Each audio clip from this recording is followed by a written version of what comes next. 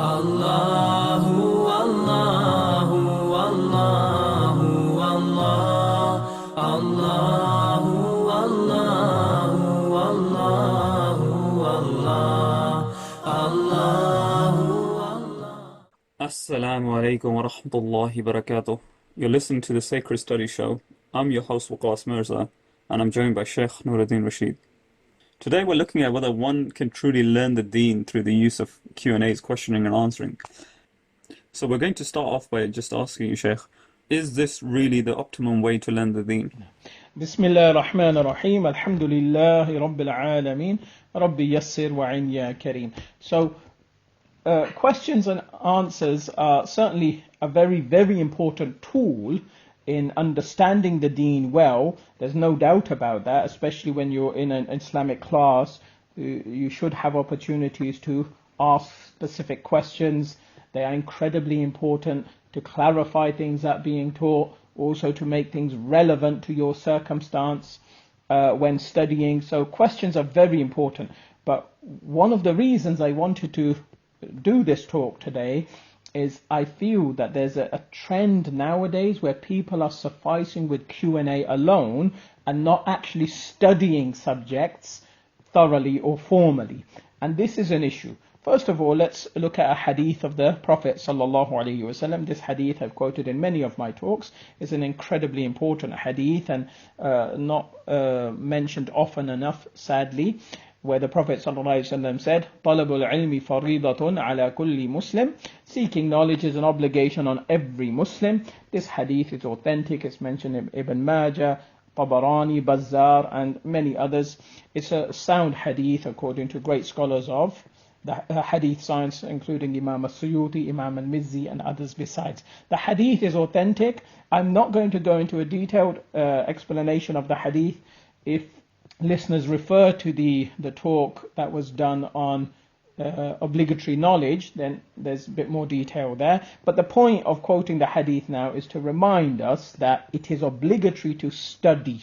Okay, and the way our ummah has always studied from the time of the Sahaba with the Prophet ﷺ and thereon is that, study thoroughly and formally, insha'Allah ta'ala. Not just, I've got a question, let me ask it. No, sit down and study. How do you make wudu? Study it. Learn from somebody, inshallah ta'ala. How do you pray salah? And such things. And from very early on, the scholars started to write books or mutun, even booklets you could call them, on these kind of subjects. So it's important to follow that traditional methodology. Study a subject formally and thoroughly, inshallah ta'ala. Once you've done that, and as you're doing that, then questions and answers play a very, very important role. Whereas if a person has not studied a subject holistically and just asks questions here and there, they are not going to understand the subject sufficiently. Just so the listeners have an idea of what we're talking about, could you, Sheikh, please provide us with some examples of, questions that you've come across or you might have received that if you just give the answer to it directly, it might cause a misunderstanding? Yeah, alhamdulillah, as a religious teacher, I have many examples of this, come across this quite regularly. One of the most regular questions I'm asked, not in a class. In a class, obviously, it's a relevant question and it works. And when you're studying, all of the answers will become apparent to a person. However, other than that context, I'm often asked, does making a mistake in salah invalidate your salah? Now, anybody who studied the fiqh of salah knows that this is an incredibly broad question, and it cannot be dealt with as just a simple answer. And if it is dealt with as a simple answer, the question is not going to understand anyway. Like, if I were to answer it in one word, I would say, if your mistake relates to one of the fara'id, arkan of salah, then your prayer is invalid. Then they're going to ask, what's a fard of salah? What's a rukn? Well, there's a list of them. How do they work? Essentially, you're going to need an hour's class, 2 hours class to try to understand what's being explained to you in a single word. So this is a problem. You can't explain to a person in a sentence or in a short answer what elements of salah are obligatory, what are not obligatory. If you miss something which is obligatory in salah, your prayer may be invalidated, but even then it may not be, because you might have a valid excuse for missing the fard, or there's certain circumstances that even a fard element can be dropped, for example. Or what if you miss a fard, can you make it up later on? Many of our listeners, sadly, may not even understand what I'm speaking about right now, because they haven't studied it. And that's precisely the point. Unless you study things formally, and as the ulama laid down, they wrote, for each important subject, there are books. Books for the awam, for the average person, for the beginner, for as an introduction to the science. So that's one example. Another one, a bit more specific now. Somebody might ask you, does sleeping break your wudu? And again, I'm going to answer from the Hanafi perspective.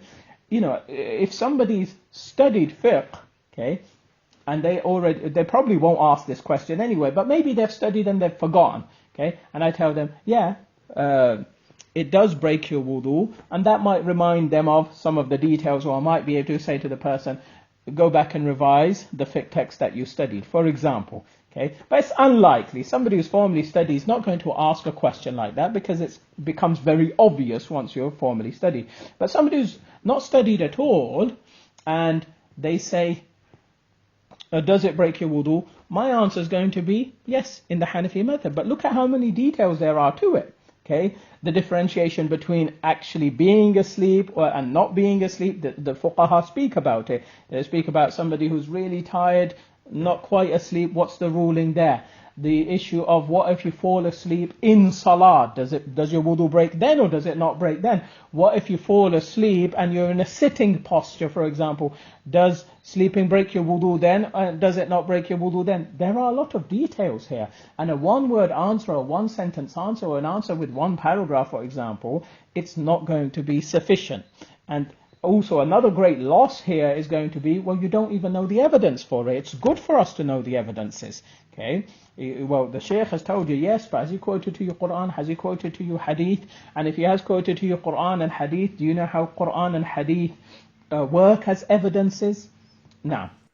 Another issue that comes to my mind, Sheikh, having studied a little bit, is that there's certain subjects and topics that just cannot be learnt through questioning and answering. And that's because, there's so much detail to them, or they're so complex, or there's so many nuances that, you just have to study them. Yeah, absolutely. This is the case that, as I've said, generally it's a problem. Generally it's a problem. But I do say in my classes at times, I say, look, for somebody who hasn't formally studied the fiqh of fasting, for example, and just kind of goes by hearsay, or I heard this, and asks a question now and then, and just basically does what's known, it's possible that the fast will be valid. For example, okay, it's possible that such a person may have a valid wudu, for example. Okay. However, there are certain subjects you cannot at all understand them through Q&A. Okay, and the clearest example of this is the fiqh of menses. The fiqh of menstruation is very complicated. Anybody who studied it will understand how complicated it is. It is impossible for a person to understand it just through Q&A. I get questions regarding this subject, and often I will answer the direct question, but I will always say to the person, you need to study this thoroughly. Because if you just study this one part of it, and you just go by that, you will misunderstand it. And one of the reasons for this is the fiqh of menstruation. There are so many rulings in it, and they're all interrelated. That's not always the case with every type of every fiqh that you study, every aspect of Islamic law that you study. But fiqh of menses, they are all so tightly and so directly related to each other. Unless you know all of them, you will go wrong. A lesser example of this may be the fiqh of zakat.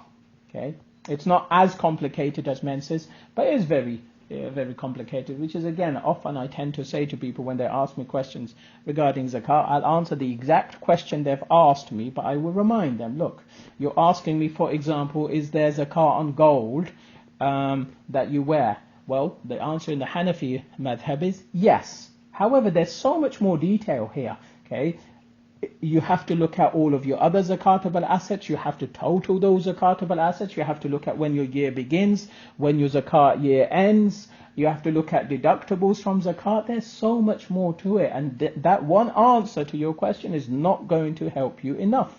Now, and a final example, and this is very important because it's such an important matter, although all of them are mashallah, but this people, what do I mean by such an important matter? That it's important and people make huge errors in it, which is divorce, the fiqh of divorce. Okay, you get asked a question, for example, if a person divorces in anger, is the divorce valid? Well, in the Hanafi method, yes. If he's insane, it's different, but if he's angry, yes, the divorce is valid. Okay, now that's just answered one aspect of it. What about all the other aspects? Very importantly, what was the exact wording of divorce? Okay, and what the implications of this divorce now? Is it a raj'i divorce? Is it a ba'in divorce? Is it a threefold divorce? What can they do to, rectify the situation? There's so much detail there, and simply through Q&A, it doesn't work. People have to understand. I'll end with what I began with. طلب العلم فريضة على كل مسلم. Seeking knowledge is an obligation on every Muslim. You have to study these things formally. And this idea we have, sadly, as an ummah, that knowledge is for the imams and for the ulama, that directly contradicts what the Prophet ﷺ said here. The Prophet ﷺ said here is for every Muslim. Every Muslim has to study at that basic level.